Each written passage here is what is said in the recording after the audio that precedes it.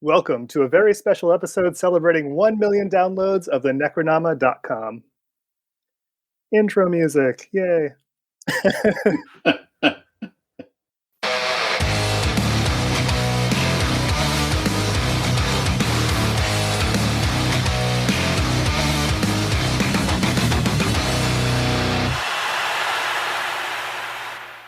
If this episode sounds a little bit different to you, you're absolutely right. My name is Thomas Sexbot Brungart, and I'll be guiding us through this very special episode celebrating a really fantastic achievement, 1 million downloads of this podcast, the Necronama.com. Since 2019, the show has tackled some of our favorite and least favorite movies, bridging the gap between horror and social commentary. On this episode, we'll be telling stories, answering your questions, and reflecting on many, many episodes and guests of this show. I'll explain it all a little bit more, but first I'd like to introduce your favorite podcast hosts. They are horror fans, historians, screenwriters, and authors, and they each have books for sale online, wink wink. It's James Sabata and Donald Guillory. Hey guys. Yay! Well, hi. Thanks for having us. I'm super excited to be here. I didn't have anywhere else to be, so. Interesting to be a guest on your own podcast, is that right? It's kind of weird. This actually isn't Don's first time being a guest on the show. Interesting. He was the guest of the Skeleton Key episode. So here's how this is going to work. I have questions, reviews, and testimonials from listeners and former guests all over the world. Right. Also, some questions will be worth a point value, and you'll be earning points throughout the show, and I'll declare a winner at the end. It's important to note that these are whose line is it anyway rules, so the points absolutely do not matter. They're like Don's opinions to James. They don't matter at all. Wow. I'd like to go ahead and forfeit now so that Don can't say I was racist by winning. Wow. Well, Jesus Christ. Why would you assume that I would say that about you? First and foremost, I'll answer the question that I'm sure most of the listeners have right now, which is, why do we have to listen to Thomas? And there's a few reasons for that, really. Number one, this was my idea, and nobody else suggested anything good to celebrate you guys. Yeah, that's true. Number two, no other guest has been on the show more times than I have, for better or for worst. And number three, we're all friends outside of the show. Don and I, we met doing this podcast, but James and I have been friends since he was a full-grown adult man and I was just a boy. And there's nothing sinister about that. It's just a fun thing I like to say to strangers to see how they react. Yeah, and it's good that you didn't actually say Grindr because they're not paying to be a sponsor of the show. And back then, Grindr was in person, so it's not important. But it is true. I have been on this show more than any guest, and that brings us to our first points-paying question of the evening, not including this one. How many episodes have I been on? And while you think about that, I will mention that this does not include the half dozen or so episodes that we didn't air, that we recorded about Black Mirror and then abandoned after we got hung up on whether or not we'd fuck a pig. And if anyone is curious, episode? What the fuck are you guys? This must have been some shit I was not involved in. Oh, you were there. We literally have merch on our TeePublic that no one else understands, which is why we keep it there. You were there, and I remember this because James and I would fuck a pig to save somebody. Don would do it just to say he did it. So. Wow. And when we did those Black Mirror episodes, the ones that never aired, that's where Don said he would not fuck a pig to save Reese Witherspoon. That is correct. Probably, yeah. Yeah. Hey, well, here's the thing. This is no disrespect to Reese Witherspoon, okay? But I just have a feeling that something just about Reese Witherspoon like screams, I would have done some really racist shit if I didn't have a camera in front of me. I mean, she's from South Carolina.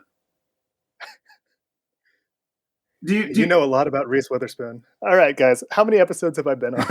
37. I'm gonna say 44, but I'm not sure. Wow. Okay. Well. The first points of the evening go to James. It is 46 episodes. 46? And you said not including the ones that we didn't record.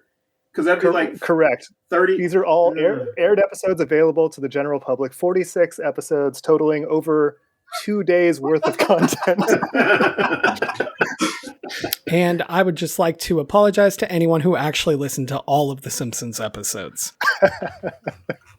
Well, that leads us to our first listener question, and that comes from Julia in San Antonio. Julia writes, first-time listener, big fan of the show. Who are you and why are you doing this? Was she also asking you why you were in her house? I was nudging frames. This is a great question, though. Let's talk about how you guys got to know each other and how this podcast came about. Oh, Jesus, is James' favorite story. Oh, yeah, absolutely. But let's start with how we met instead, because I think that's a better story. So, a long time ago, in a land long forgotten, I was working at Phoenix Comic-Con, I believe it was at that point. Yeah, it was still Comic-Con then. And so Don was cosplaying as the Green Ranger. Wow, and dude. I Wow, Green Ranger? It's Green Lantern. It was Green Lantern. Oh my God, I'm so sorry. This show's brought to you by Edibles. Deal with it. So it's brought to me by Edibles. I don't know about anybody else. All right. So he was cosplaying as John Stewart, the Green Lantern, and he signed autographs for kids who came to see him, and that just made me love him. So I was like, we should be friends. And he was like, oh, fuck no, white boy. And we both thought the same cosplayer was hot, so we were following her around all weekend. Wait, no, that's not right. So anyway, somehow we ended up at this event where we were playing laser tag for charity. And for anyone who knows me, I'm really, really fucking bad at laser tag. Oh, shit. I forgot about that. And so I saw Don and I was like, well, he looks like he could shoot people. So what? This story's kind of true. I'm using like a basis of reality. All right. So we were playing laser tag and we teamed up together and got to know each other a little bit. And yeah. And then I invited him to my wedding and he said no because he didn't know me. You know? And I was also married to a Karen. Oh, that's true. Yeah. That's a story for a different question. Yeah. I was at that wedding, Don. We could have met years ago. Oh, wow. Weird. Yeah, we could have. That would have been crazy. We definitely could have. So fast forward, we start doing like screenings of movies together and we'd go to Dave and Buster's afterwards and talk about it, talk about the social commentary or talking shit or whatever, you know? And then we just started doing panels at conventions. And I was like, damn, I need this power in my life all the time, you know? Then I can seem important. But so, yeah, we just kind of decided to do the podcast. And it was supposed to last like maybe 13 episodes, I think, when I pitched it to him. And like most things in my life, you know, I fucked up. Anyway, Don, what's your version? All right. Well, I was there because I was like, well, free food and free tickets to a baseball game. I don't mind putting on spandex. But enough about our daily lives. That wasn't the time I got sexually harassed by a woman, which made me question ever dressing up like that again. Talking about the day we met, just to be clear. Oh, the cosplay. I was trying to figure out the spandex. This was a different time. This was an event, I guess, a year or two later. I'm like, what the fuck? I don't come here for this. Hands where I can see them, lady. Well, anyway. You know what's funny, Don? You can, if you were to like approach children in public dressed the way you normally dress, people would be like, what the fuck is this guy doing? But the minute you put on skin tight spandex, they're like, please talk to my child. And take pictures. And take pictures with my kid, yeah. But yeah, that was how we met. And James may know this by now, or he may not know it. I am notorious for hoping that people cancel. It's like, hey, let's go get lunch or let's go get dinner. I'm like, okay, sure. I'm like, please fucking cancel. Please forget. Please forget. Please forget. Because, you know, I have a level of social anxiety where I'm kind of like, I have 3 friends. I don't need more friends. Or I have 1 friend. I don't need more friends. So even up to this day, if somebody's like, hey, let's get together, and I haven't gotten to that point where I'm like, yeah, this is a person I don't mind seeing all the time. I'm going to cancel. I'm going to come up with something, or I'm going to hope to God that you forget that we had plans. So there were these moments with James, because I was like, I was married to the Beast. I was married to, I was married to somebody who was not enthusiastic about me spending time with kids at hospitals and conventions and stuff, and that like made me. I don't know. You get into a dark place sometimes if you're with the wrong person. I wish this person well. I hope they've gotten therapy, and whoever is with them now, I hope they're a better person. In all sincerity. Don, you don't have to say that. She's not going to listen to this. You'd be surprised. First of all, you'd be surprised. That's why I'm wary about announcing any panels or any events I'm going to be doing in the future, because somebody just happened to randomly show up at shit and it was weird. Including a gym. Like, you never worked out with me. Now you're at the gym? Strange. With James, it was kind of like we hit it off and hung out for a little bit at Chase Field. I don't know if it's changed by now, but we hung out at Chase Field. And I think we exchanged information. And I was like, please don't invite me to lunch or anything. I just need like a set time of this starts then, this ends this. So there were a couple of times where James was like, oh yeah, Linda had to do this, blah, blah. I won't be able to do it. Oh, my boys are coming in town. I'm like, thank God I don't want any friends. So, I mean, I feel the same way in the sense that like, I'd be like, I hope this guy in spandex doesn't invite me to Waffle House. Jesus Christ. You know what? That'll be the best meal you ever had.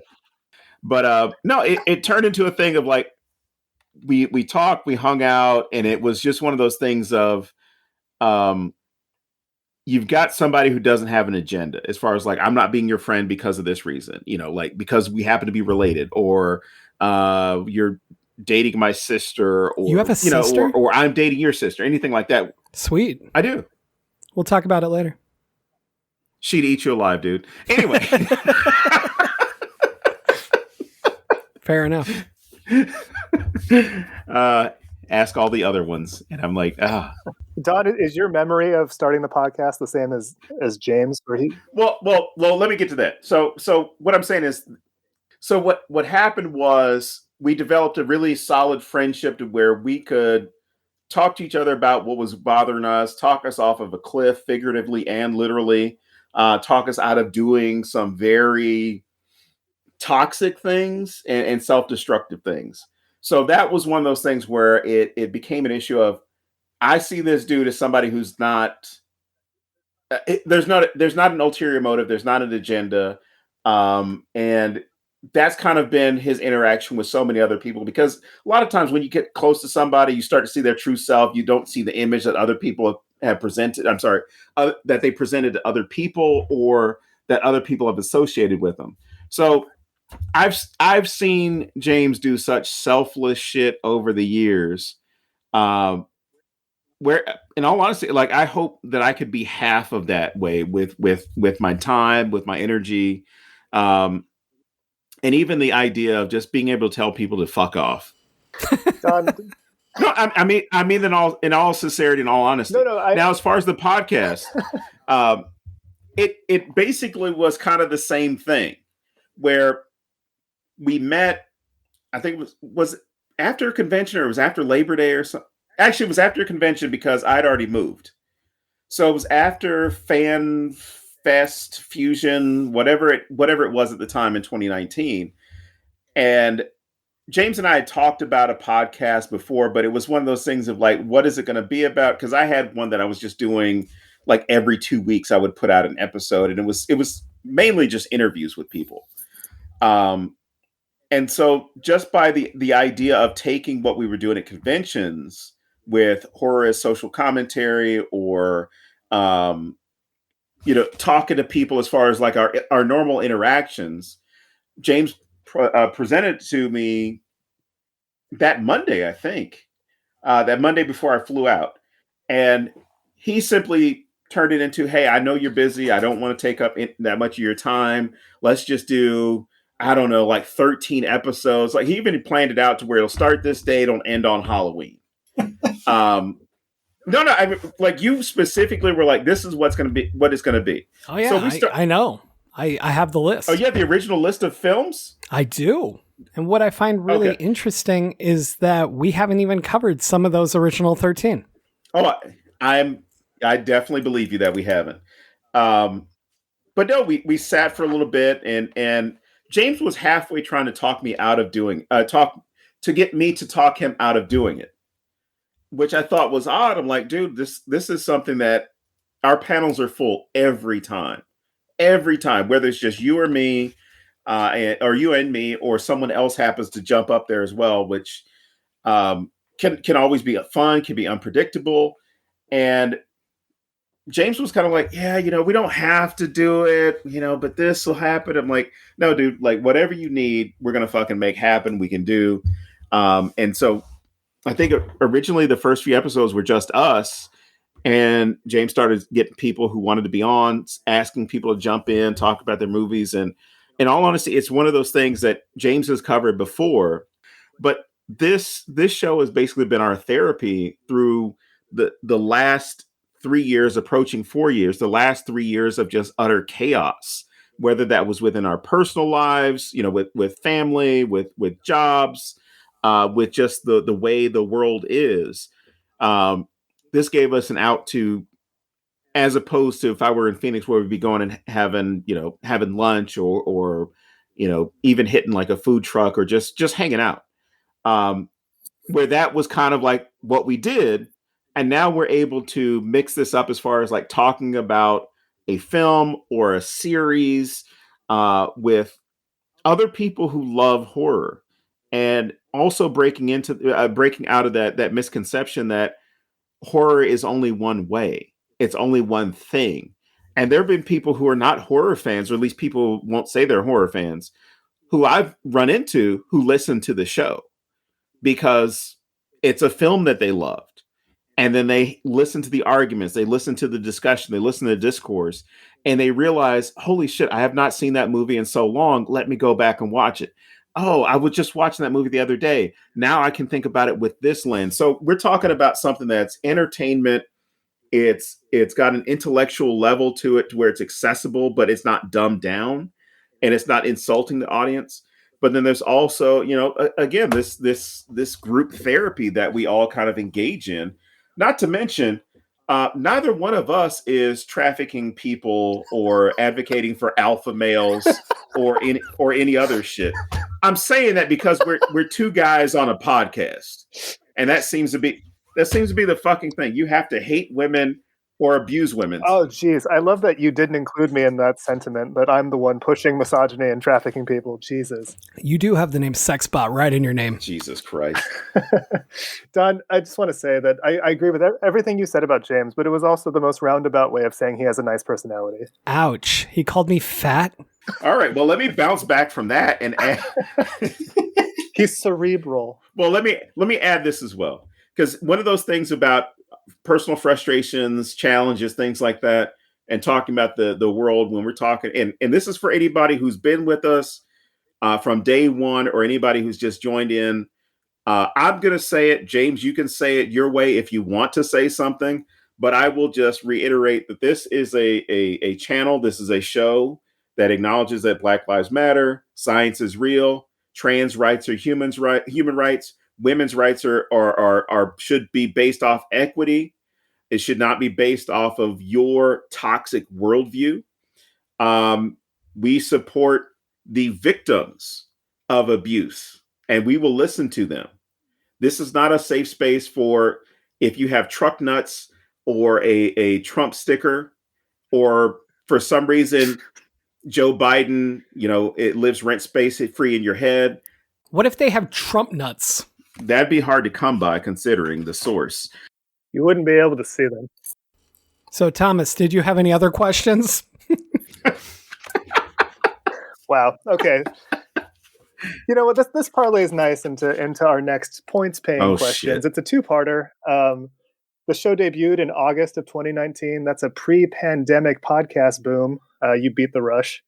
Can you ballpark how many total episodes you've had up to now? And the follow-up question to that is, how many of those? Well, the number of episodes is 218, if you count this one. And I'm going to say 217. Don, how many good ones do you think there are? Are you talking about episodes where we could we had guests that did not turn out to be toxic, and we had to, or we include, you know, because again, if you happen to fit in one of those categories I described, you're not welcome here as a guest either. So I will say all of them have been good. And I know Thomas is going to say, well, what about 46 of them? All of them have been good. And this is not one of those existential, a good story is better than no story. It's not something like that. Just not this philosophical debate that could be had. It's more an issue of each one of these shows gets us talking about something, even if it's a movie that we don't like, right? It's not a movie that we enjoyed, we weren't impressed with, we felt was too redundant, or was too dumbed down, or was too psychological. Or what have some people, I guess, come to call movies that are horror, but they don't want to call them horror. They just designate them as elevated horror as opposed to horror. Even those episodes have been good where we've discussed those quote unquote elevated horror movies, because it gets us to look at the film a different way. It gets us to look at the TV episode a different way, because we all have biases. We all have perspectives that we bring into viewing something, where a lot of art is subjective anyway. If I'm looking at an episode of The Simpsons, like when we did the Treehouse of Horror series, or if I'm looking at something like Jaws, I'm coming at it from one perspective where I've seen the movie every year. I've watched it or watched parts of it at least once every year. Whereas James did not see it until not this past summer, but summer 2021, right? No. So That's what I. The point. No, the point is that there's something for everybody in every. but that's episode, that's right? what I'm saying. Like, I don't have a moment where I don't have a moment where I can look at any of the episodes and say this was a bad episode to record, a bad guest, Sure. a bad film, anything like that. Because and that's why I was using the example of we can see things a different way, because it helps that conversation go forward about what was important about this film for somebody who just saw it. They knew the canon because it had been there so long, but they're finally seeing it with their own eyes, as opposed to somebody like me, where I've seen it so many times. I feel like I know the film, and then you have someone else who knows a good bit of the backstory of those films and can talk about some important things on the set or the writing or anything like that. So it's something that I think we all can draw some value from. We can all get some education as well as entertainment.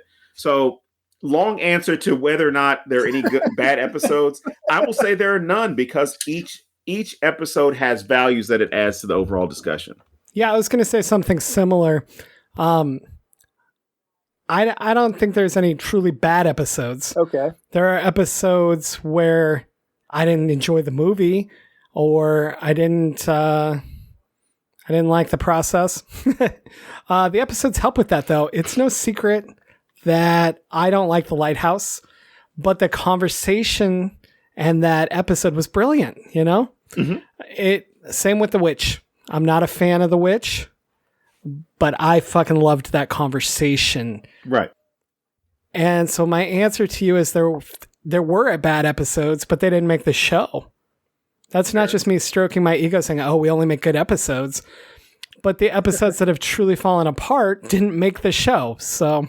Oh, yeah. A lot of technical glitches.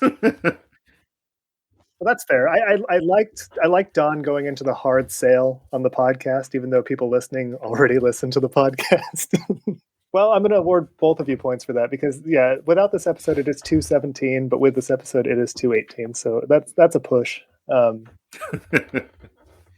And just taking it back to the beginning, do you remember what your first episode was? What movie was that?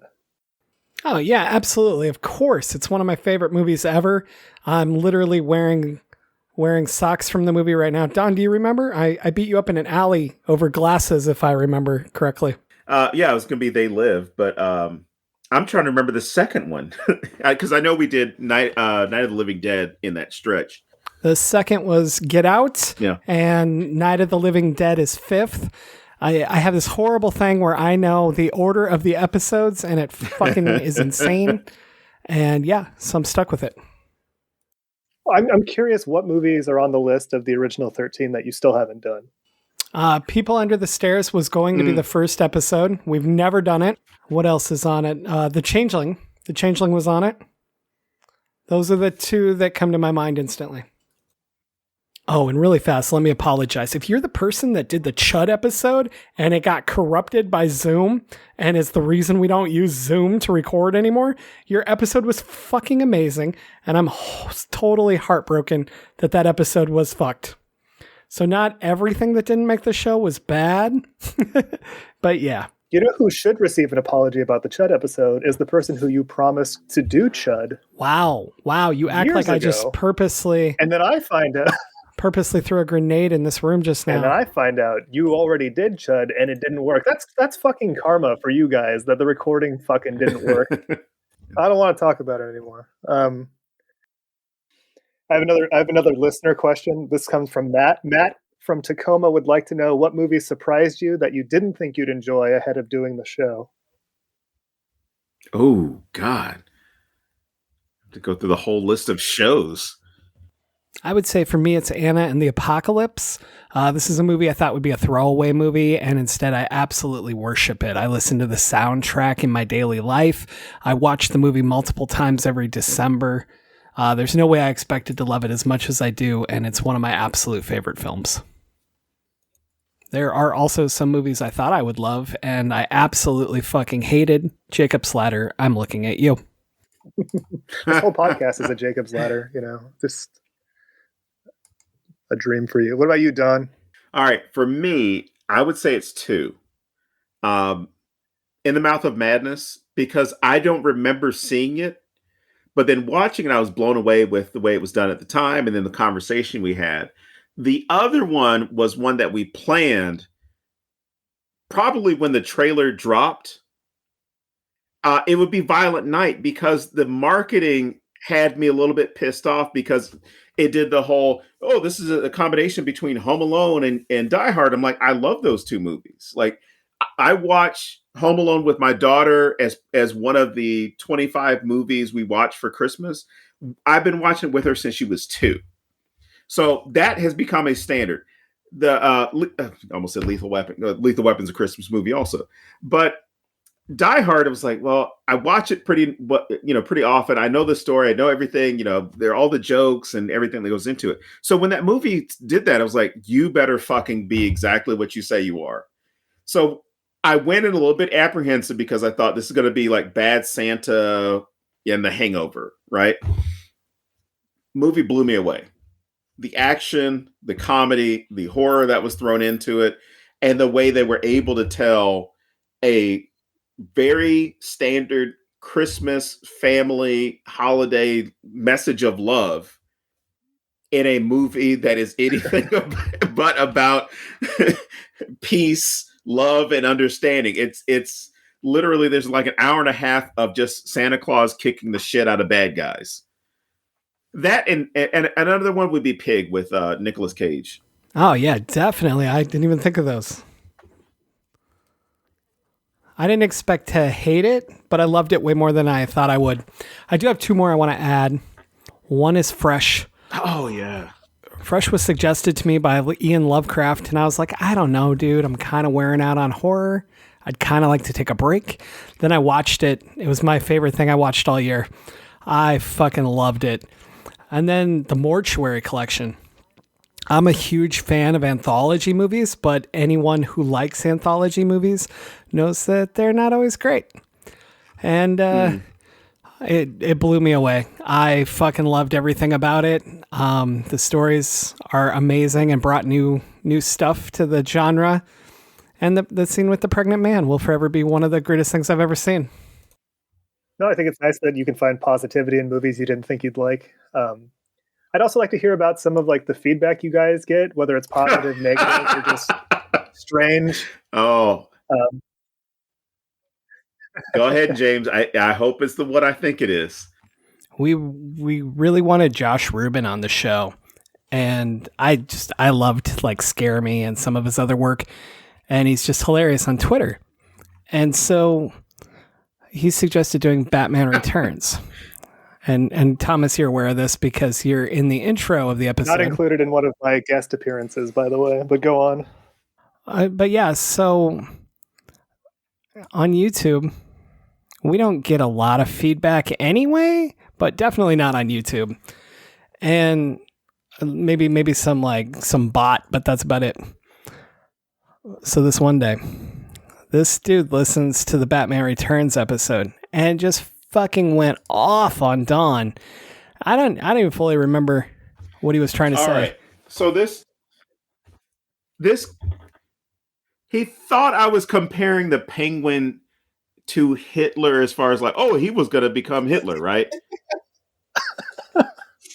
And I can't even remember what my argument was, but it was not saying that the Penguin was Hitler.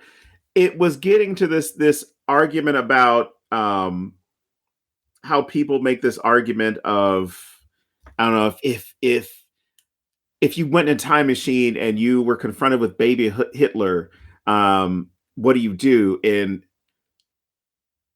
so am I supposed to hug him and nurture him? Because there's some people that are just going to be bad people. And that was probably the argument. I said, there are just some people who are going to be bad people throughout history. No matter how much ability, how much wealth that they might have. So it's always going to happen, right? It can happen. And so this person took me taking that stance with the Penguin and saying, it seems as though he was destined to be a bad guy just from the environment he was in and organizing what was the Red Triangle gang as a kid. Like it was clear like he was gonna have those things. Plus, he kills the cat when he's first in the cage because it's not even a bassinet. Like he was just there. And let's not discount the trauma of being named Oswald, right? Yes. You ever seen a penguin kill a cat before? No. Yeah, in Batman Returns. Oh yeah, not like a real thing. Anyway, go on. But go ahead, James. No, I can see what you're saying. I think it's interesting. I had a couple thoughts while you were talking about that. One, like, Don, if you met baby Hitler, you'd be dressed in green spandex and they'd be taking a picture with you. Wow. And then you'd always have that picture like, hey, look at me. It's me and Hitler when he was a baby. And yeah, he's got the little mustache and everything. Oh, like Pubert. Look how proud his parents are. And then the other thing was that timeline doesn't make sense. Like, how would the Penguin become Hitler? No. I wasn't saying he would become. I said people make these arguments saying like, oh, if you're really nice to this person when they're growing up, they'll turn out to be a good person. Like there are people who are raised in their good circumstances who turned out horrible people. So that was what I was saying with like, gotcha. It's the same thing with people make that argument with Hitler. I'll have to listen to the episode again, but that was the important thing about that review is that he downloaded it and he listened to it and you got that he contributed to today's episode. He is one of the 1 million downloads. I just really loved that he wrote like a 3-page essay about why Don was a horrible person for doing this. That made my day. Well, you mentioned that there's not a lot of feedback in general out there. I did find a couple 5-star reviews as found on Apple Podcasts. I'd like to read to you guys. Are they both from James Sabata and Don Guillory? No, they're from our wives, man. We paid them to do it. The first one is from S. McCarty84, and the title of the review was "So Good." Just found this podcast. So glad I did. The hosts discuss such interesting topics. The way they tie in social concerns to the film and/or topic leaves me wanting to hear more. Please check it out. I thought that was a really nice one. And then Ghost Guide 02, their title was "Came for Psycho, Got Hooked by Jurassic Park." You're welcome. One of my many episodes. Fun and insightful commentary on a wide variety of horror movies. The chemistry between the two hosts and their great guests are keeping me from going mad. So those are genuine. Those are real. I actually have some feedback from you. Real feedback from the Jurassic Park episode. So I got an email once from someone who just said, I've listened to Don's intro to this episode like 15 times. Can Don speak this way in every episode? I don't know what that means. I don't know what that means anymore. I think, Don, you were using like almost Australian or British accent. No, I couldn't have been doing that. It was of no place or time. Clever girl. I don't. There it is. I'm sure there would have been more compliments or complaints about my Trump impression, though. Please don't do it. I haven't gotten any, nor your Arnold impression. Really? Sad day. Well, I mean, if you guys are satisfied with that, I can move on to another viewer or a listener question. This one's an international question. This is Zane from Nova Scotia. Hello, Canada. Zane writes, people are familiar with work-life separation. What is podcast life separation like? What are the pros and cons of including your family in this process? Oh, man. So, Don, I know you like to watch movies with your daughter. Do you find that enjoyable more so now that you have a hyper focus on these movies? All right. Oh, yeah. I mean, even some of the classic movies where there might be some problematic things that pop up, it leads to a discussion because we're not the parents that, I guess, like the ones in Florida who are openly, and Missouri for that matter, who are openly supporting the banning of books and content. We're not the kind of parents who go look at my child and say, make up some shit to make you comfortable, which is really just about them making themselves comfortable. So I would say I get a couple of different perspectives, and it's one of the reasons why I watch the film with her or have her watch some of the films with me, the appropriate ones. Because one, I want to see how it looks through an 8, soon to be 9-year-old's life, like how it looks through her eyes based off the limited experience that she has in the world versus mine that are, approaching mid 40s. And what was it like for me when I watched this originally? What was it like the few times, and what's it been like since I've started to look at films a little bit more analytically, and where is there kind of an intersection with these? So, I mean, just to give you an example, and I'll probably bring this up when we cover the film, but Mithrigan, I think that's how it's pronounced, Megan, and Violent Night, we saw together, and she was very clear. I mean, it was clear understanding of the horror, how it's going to work, and who are the good guys, who are the bad guys, who's most likely to survive, things like that.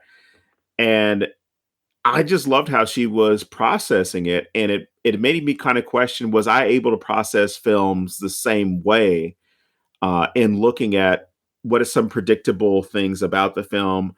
Where is the line between horror and comedy? And how much, I don't know, I guess how much more is to be seen? So mine's pretty different just because we have very different roles.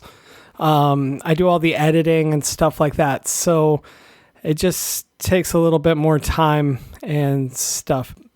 I think that's the thing that's taken the biggest toll on my family relationships.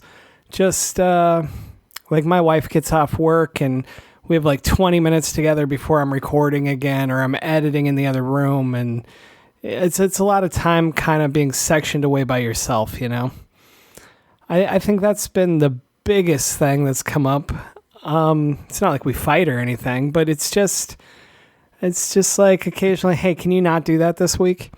Or like if we go on a marathon where we're recording like 9 episodes in 2 weeks, that takes a toll. But overall, it's not that bad. In some ways, it's almost easy because you just communicate with your family, and this is what we're trying to do. This is what we're trying to accomplish. This is what we have to do to make it happen. And remembering occasionally to turn it off and be a fucking human. Well, we all appreciate that you guys continue to do it, and that you plan to keep going even after this. But I'd like to pivot for a moment, and I'd like to take a moment for everybody's favorite show within a show. This is Half a Minute with Half a Nation. Jesus Christ. Half a minute for Half a Nation.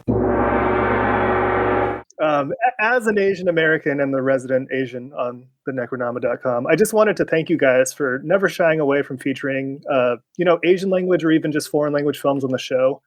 And my question to you guys, was it a conscious decision to feature films from other cultures and languages, or is it simply something like a good movie is a good movie? We'll talk about it regardless of where it's from. Ooh. Well, as you know, a lot of foreign films are just terrible. No, I'm kidding. I'm totally kidding.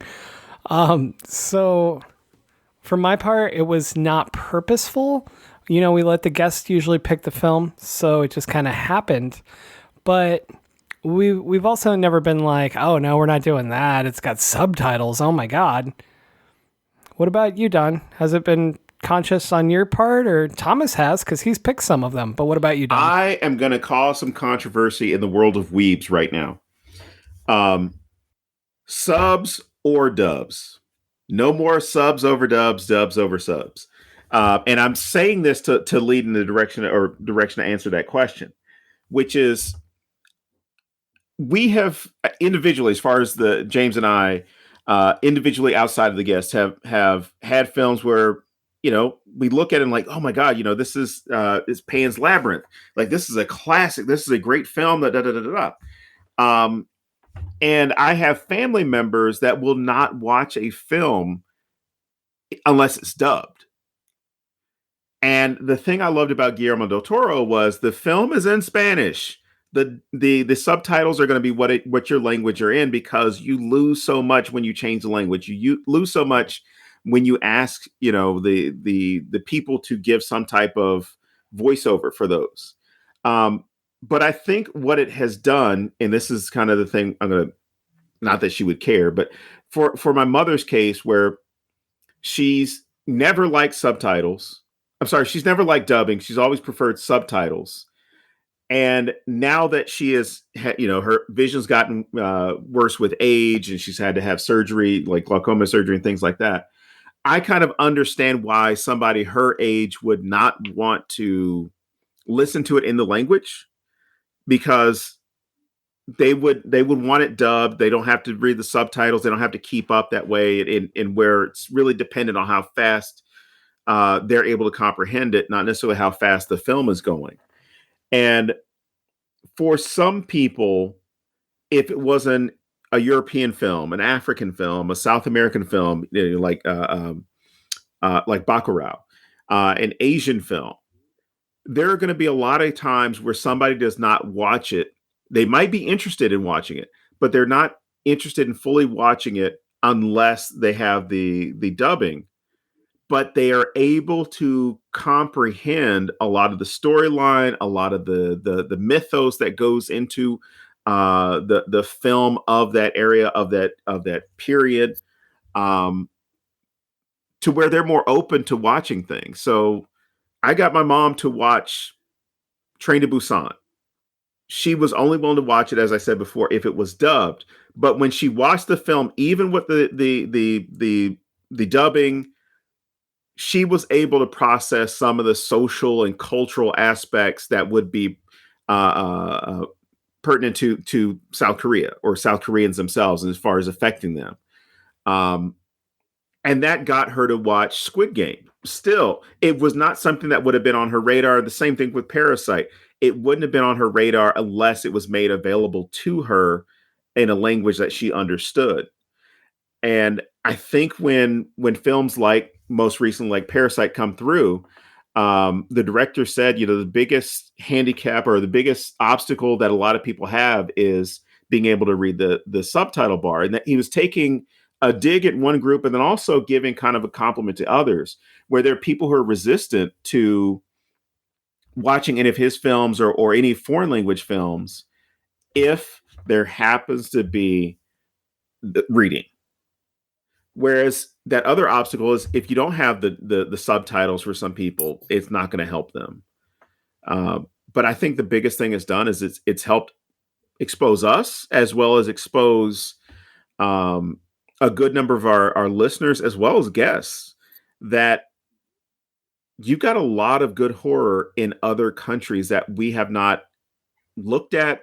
We haven't thought about. One, because we haven't had the access to them, but then two, they're, for a good number of us who would watch otherwise, it might not be in their language of origin, and they don't want to have to deal with what they feel is an obstacle. I'd like to add that I don't care if it's subs or dubs, but stop remaking things like Old Man and Train to Busan. Yeah, just watch the damn movie. I've only ever seen Peninsula, so. So about the subtitles, I've never brought this up before, but I don't know about how you guys react to subtitles. But when I watch a movie and I read it in English, but the dialogue is still in, say, Korean, when I think about the movie later, I remember the dialogue in English, like out loud. I don't know if you guys have the same thing, but I remember as if I heard it spoken English. That's yeah. Because when I'm thinking about Bacurau, that was the same thing. It was a Brazilian movie. It was in Portuguese, English subtitles, and the same thing was happening where I was giving the characters the voices they had, right, yeah, but in English. So yeah. Yeah, just thinking about it, I definitely have that with Tigers Are Not very Afraid. good. Well, thank you for answering that question for me. I've never thought of that. That's really interesting to me. Thank you. Well, that's why I'm here.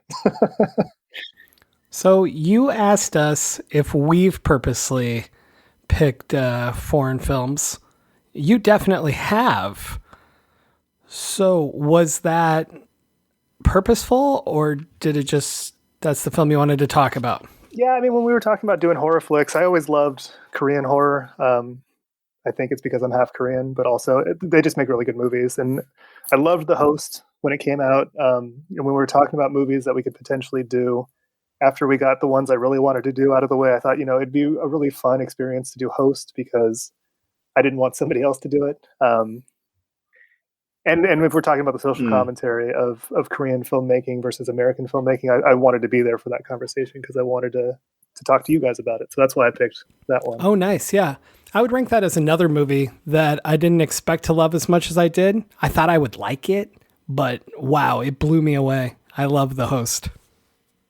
It's a beautiful story about a very simple man. Anyway, I have another listener question. This one comes from Mary from Denver. She wants to know some of the movies. Try to keep it to one. I don't have that. God damn you. What are some of the movies that you'll just never do? And why? Cannibal Holocaust. God damn it, James. He fucking knew what I was going to say. I really did. I was totally me being an asshole. I'm sorry. God damn you. You just earned an extra long explanation. Wait, can I answer the question really first? Go ahead. Antlers. I'm so fucking mad about Antlers still. All right, go. All right.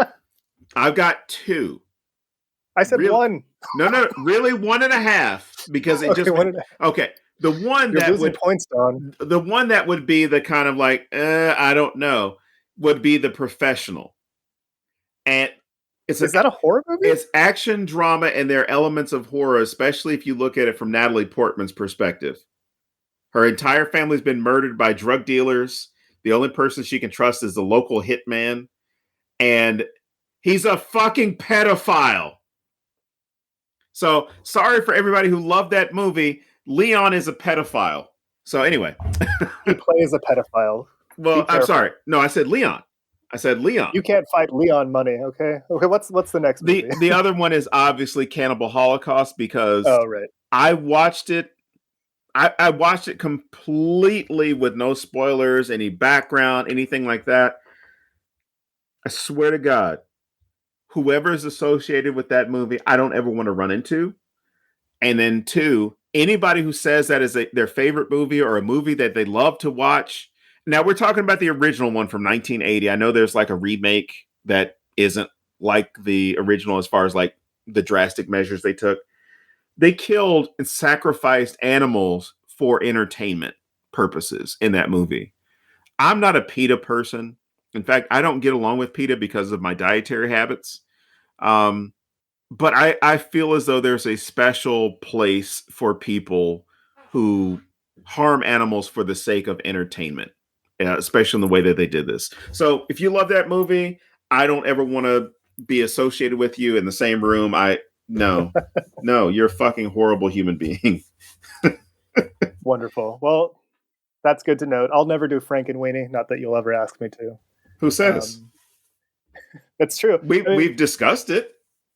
Whenever you run out of guests, you just call me. Because James said Thomas wants to do Frankenweenie in the future, and I said, "Oh, cool! I've never watched it." Oh no! I was saying Thomas has a Frankenweenie, like he can take it off and reattach a different one. Never mind. This isn't. I was asking for a second opinion. Anyway, is that the same condition Elon Musk has? Oh my God! So, how my involvement with the show works is that James will have a guest, the guest will cancel, and then he'll call me, and we'll just kind of bullshit a movie that day. That's actually true for Ian Lovecraft as well. I want to talk about your guests because your guests are a huge part of the show. They're the people who are talking when Don's not talking. So I want to know if you remember who your first guest was on the show. It's a points question. It's been so long, and you remember what I've been doing for the last 3 years. Hit me with it, James. Brian Haas was our first guest. He did Terminator and Terminator 2. God damn it, we did Terminator 2 that early in the show. Episode Holy 6, shit. baby. Brian Haas sent in a very self-serving question, which was like, who is your favorite guest and why was it Brian Haas? Which I'm not going to ask you that. That's what he sends us in DMs. Oh, yeah, he really does. Well, and Will Johnson constantly refers to himself as the greatest guest we've ever had. I'm not going to ask you Brian Haas's question, but I'm going to give you a moment to think about this. Oh, no. What guests have you learned the most from? What guests do you hope to have back? And who is your dream guest that hasn't been on the show yet? That's a loaded question, man. Well, then don't answer it. Let James answer it. Well, we'll take your time and think it over. I actually have my answers. Thomas, ask me each question and I will answer them. All right. Who have you learned the most from? Jonathan Jans, by far. Dude showed up. He did Jaws, the one we keep talking about. And it was literally a masterclass. I felt like I was sitting in a college, listening to a master's level lecture, learning from the best. My next choice would be Gory Corey. Just her view of the world and the way that she talks about movies makes me happy every single time she's on the show. And I always learn something about the generations coming after us. And she's just fucking brilliant. So, yeah. And then as far as dream guest, my dream guest is Joe Hill. Ooh. I know most people would pick Stephen King in this situation. Hill is a god to me, and I adore him, and always joke that he's the best thing that Stephen King ever made, just because it pisses off audiences at cons. Okay. Again, I can't stay with one. I had to write them down because I'm going to forget. One guest that we're never going to have back, though, is I don't think that was a question, would be Thomas. Because when I pulled up the schedule, to like go over everything just to make sure I get people's names right and associated with the films, I looked and I saw right at the top, because these are not in order, Lake Placid with Thomas Bungart, because Thomas doesn't know what the fuck a farm is and I can't trust him. So anyway. Join us March 6th when Thomas is here for Cocaine Bear. On the subject of me not knowing what farms is, before today's interview, Don thought we were talking about the movie The Interview. I did. I swear to God, I did. I did. Because when I opened my phone, I only saw 3 things. Yeah. Date, time, and movie. And it just said The Interview. And I'm like, interview? I was like, why the fuck are we going to cover that movie?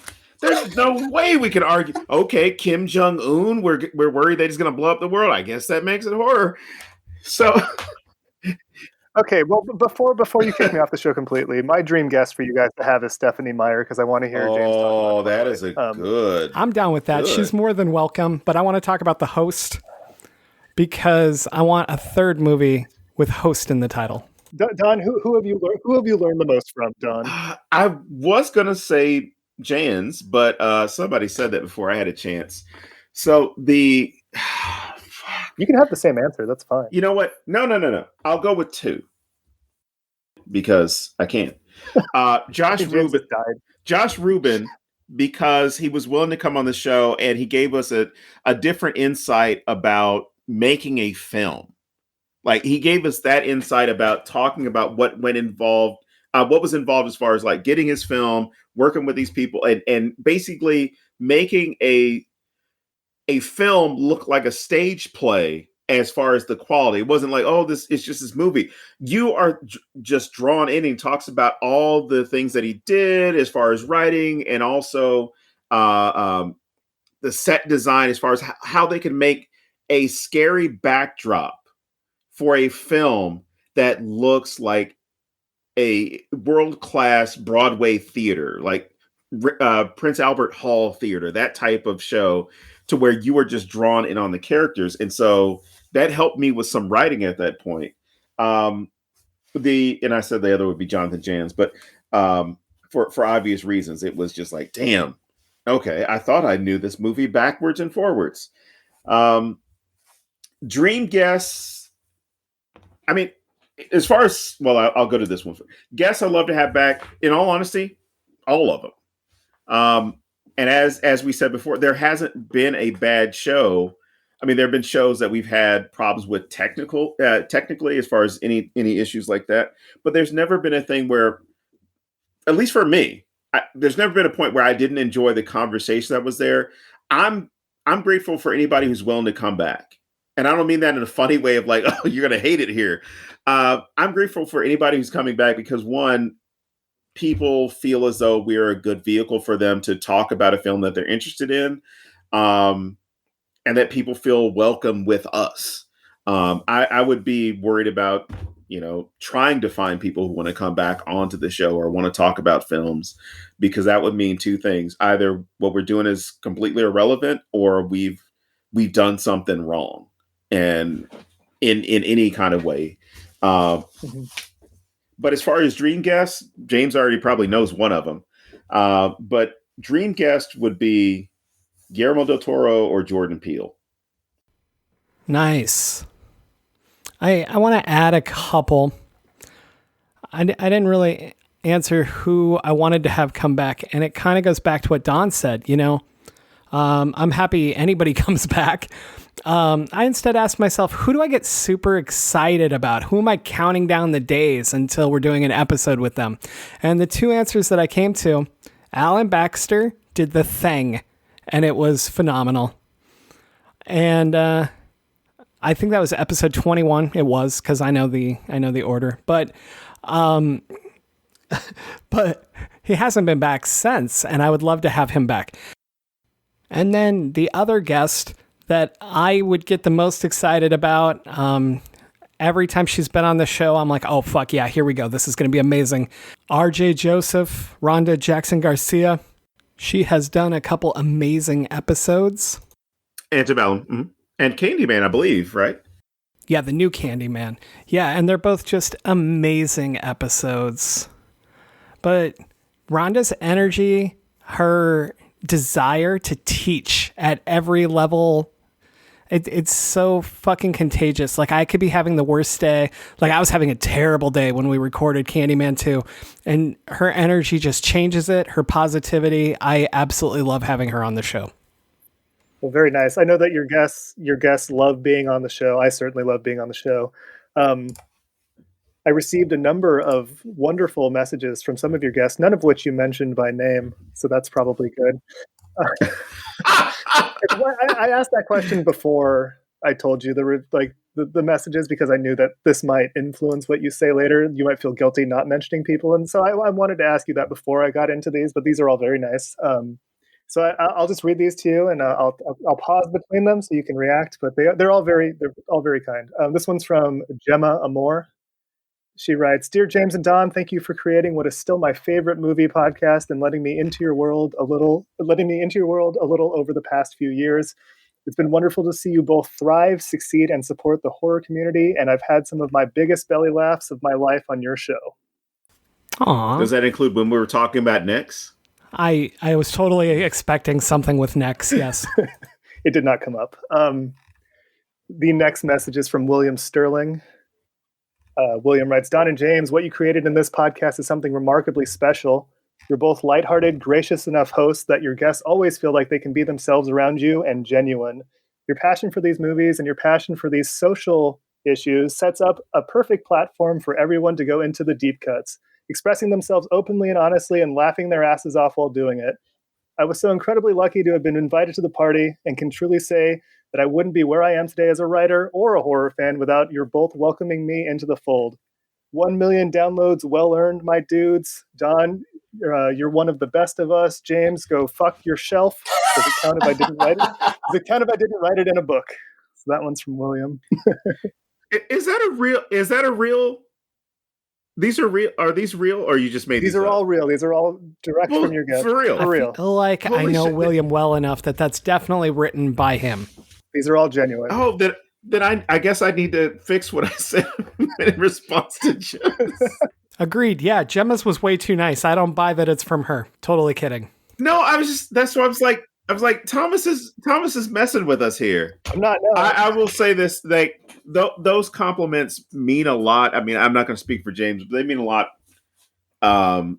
Because I mean, the two of us have been so busy the past few years, and then still trying to meet people, talk about things. James set up an outstanding Well, hang on. charity drive or there's charity Maybe event. he's got more questions, and we should wait a second. Jeez. I do have more. I have a few more. Would you like to hear them now? God damn it! I'm just trying to say that. Yes, I would. Well, here, I'll keep going. I have one from Laurel Hightower. You guys know I've heard Laurel. of her. Oh no! Oh no! The Necronoma.com isn't just fun as hell. It's also played a large part in helping me expand my understanding of symbolism in general, encouraging me to explore themes and messages in film I'd always skipped over. Funny, informative, and on point. One of my favorite podcasts. That one's from Laurel. And lastly, this is two people. It's a two-parter. Danger Slater writes, "Congrats, James and Don. Only halfway to 2 million downloads." Hold on. And then, oddly enough, S.A. Bradley made the exact same joke. But he also added his congratulations and that despite all of your hard work and content, you're only at the halfway point, living on a prayer. But in actuality, 1 million downloads is a huge achievement that he is likely to never see on his own podcast. And you're in rare air, and that all of us out here appreciate you. And that is a very nice sentiment from both of them. I will say that I was only able to ask the guests you had with open DMs, and these are the only people who replied to me. So if anybody else wants to leave a nice message, please go on Twitter and comment on Twitter. Send a nice message to the podcast. Yeah, or like leave your nice messages on Apple Podcasts or wherever you can rate the podcast, somewhere with a lot of stars. Leave a 5-star review. Yeah. Save it on Spotify. So it is very nice that your guests appreciate you, I think, as much as you guys appreciate having the guests on, which is a testament to you guys and the show. I was trying to process it. Is there anything else you guys would like to add to that? I don't have anything. I mean, I can't. I'm still trying to process the compliments. I definitely do. And if Don is betting on me crying, this is where it may pay off. I guess this has been life-changing to me. Our guests are a huge reason for that. We got a lot of our audience because our guests share their appearances on social media. And without guests, we wouldn't have that, so we wouldn't have a lot of our audience. Also, Spirited Giving, my horror-themed fundraiser, that doesn't happen without this show. The people you brought up, Gemma, Laurel, Danger, Scott, William, they all play a part. Well, they're instrumental in Spirited Giving. William is actually completely heartbroken. I told him when and where Spirited Giving this year is, and he can't go. And he still shares it nonstop, and he still hypes it, and that means the world. Gemma and Laurel were obviously guests at the first Spirited Giving in Estes Park.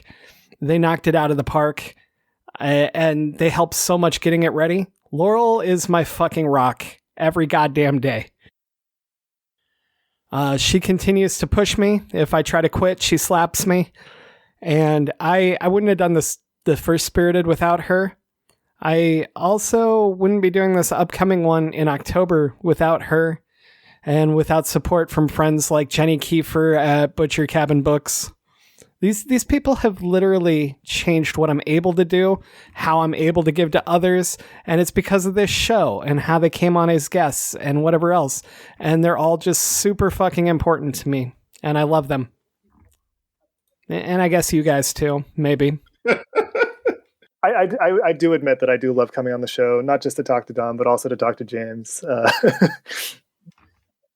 The show has been a wonderful way for James and I to just reconnect as friends over the years. So it's been very nice. And I'm very happy to be here. Anyways, the final question for me. Go ahead. Sorry. Your first episode was Splice, I believe. It was.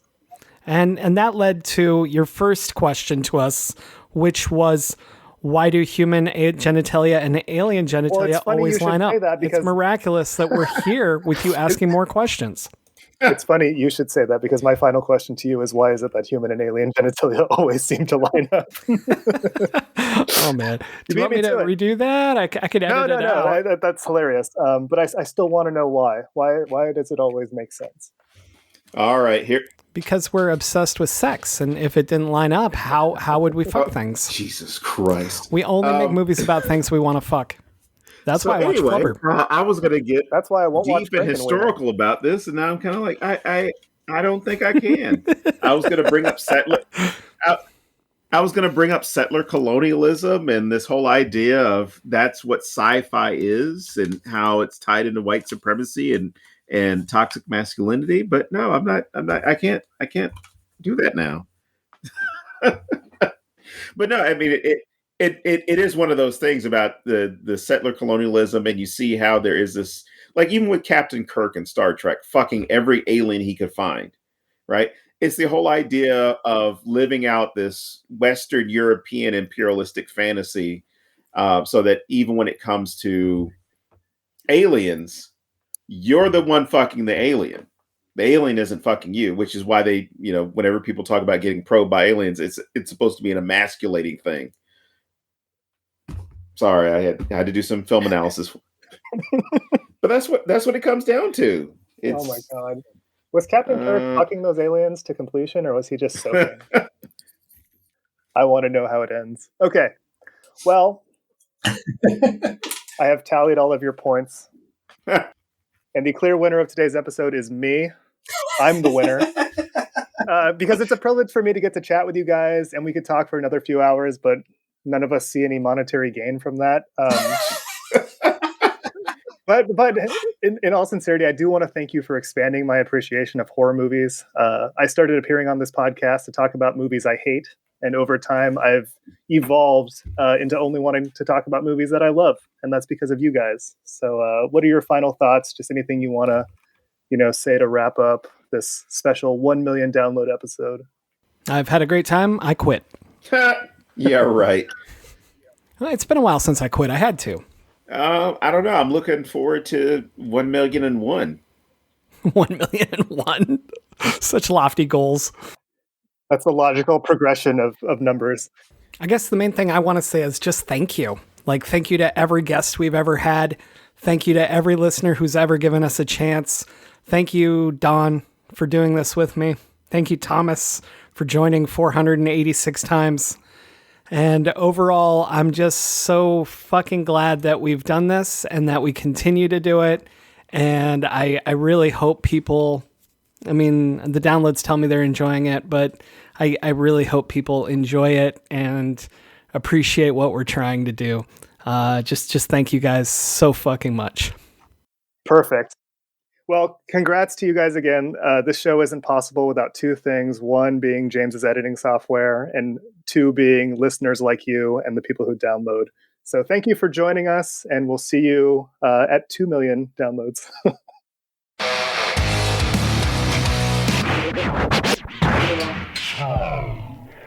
It's story time, childrens. So there was this episode called The Transfiguration, and our guest was Chad Lutsky. And the following week, our guest was going to be Gemma Moore, who I didn't know at the time, and I assumed she was a very posh, proper British stereotype because I'm a dumb American. And so I was super glad this happened with Lutsky and not Gemma, because I would have died. I got new headphones, and I didn't know they had a microphone. And we were having issues where everything I said echoed. Every fucking thing. And I didn't know why. Spoiler, it's because I had two mics.